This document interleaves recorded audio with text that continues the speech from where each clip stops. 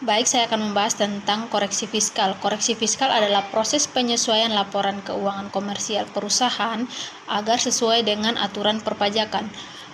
Hal ini dilakukan karena ada perbedaan antara pencatatan akuntansi dan aturan pajak. Koreksi fiskal dibagi menjadi dua, yaitu koreksi fiskal negatif dan positif. Yang positif itu menambah laba fiskal, sedangkan yang negatif itu mengurangi laba fiskal dengan tujuan agar perhitungan labanya lebih akurat dan lebih rinci. Untuk mengetahui lebih lanjutnya akan dibahas video berikutnya. Jadi di sini pertama tadi Ricky minta untuk perbandingannya dengan laporan laba rugi komersial.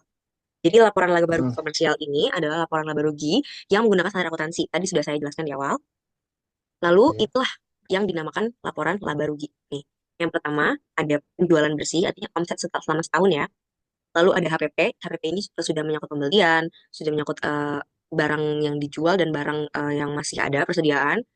Lalu ini box apa saja yang bisa masuk ke laba rugi fiskal? Gitu pertanyaannya ya.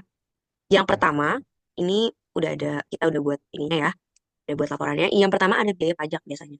Biaya pajaknya di perusahaan ini pada tahun 2023 diketahui sebesar 10 juta sekian. Itu biasanya untuk pembayaran PPh satu dan PPh pasal 23. Ini masih koreksi positif, yaitu biaya lain-lain. Biaya lain-lain itu juga bisa ditambahkan ke SPT. Ada sekitar 987.000 ya. Nah, kita masuk ke koreksi negatif. Koreksi negatif ini ada 15 juta.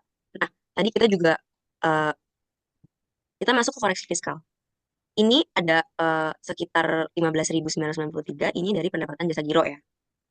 Jadi koreksi Hmm. negatifnya kita taruh di nomor 4. Ini pendapatan atau penghasilan yang final dan tidak termasuk objek pajak. Nah, lalu kita masukkan pajak penghasilan yang tadi ada di laba rugi komersial sebesar 10 juta di poin 5F. Lalu biaya lain-lain kita masukkan di sini, 987.000.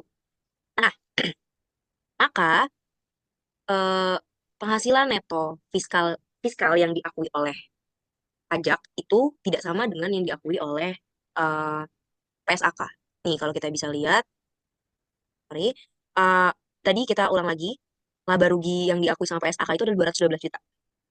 Tapi karena Hmm. kita sudah ada koreksi fiskal dan sebagainya macamnya yang ada di SPT Badan, alhasil pada poin 8 ini di lampiran induk lanjutan, kita mendapat 265 juta. Jadi, Baik.